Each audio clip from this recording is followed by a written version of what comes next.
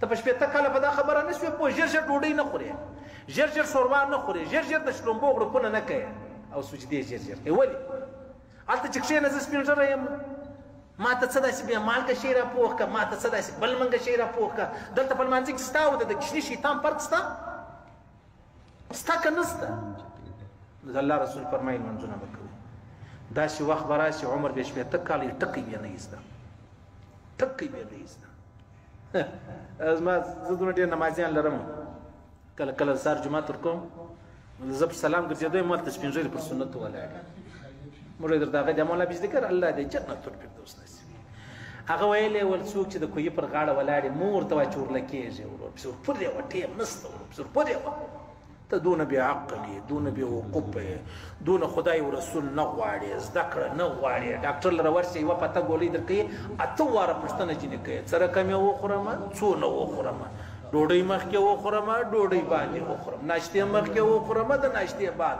او دلته چې پر مانځه باندې راشي د ډېره خیاله له ما پوښتنه نه کوي. ولې ستا په خیال خو زه په 3000 روپۍ مزدور ښکارم، د مزدوره څخه خلک پوښتنې نه کوي. انا بیا خو نو در معلومیږي هو لمنځونه به سم کوو، سم لمنځونه وکړئ، سم دا رکوع سجدې دا د منافق سړي لمونځ دی. کله کله سپین ږیري ووینم دلته ما بلې سپین ږیری ویل دی زړه مې پر وسوځل شو، پر الله مې زړه وسوځل شو. الله مال دا به وایي ما د خدای یو حق ما وراده کړي ورکړي.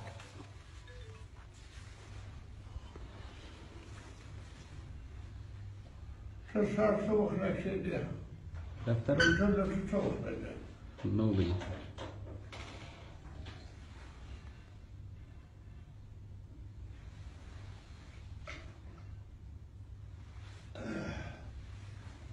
بیا وختي راځې؟ بیا وختي راځې؟ واه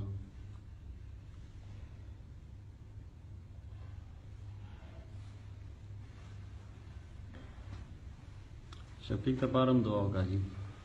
ها شفیق ته پارم دعا وکړه.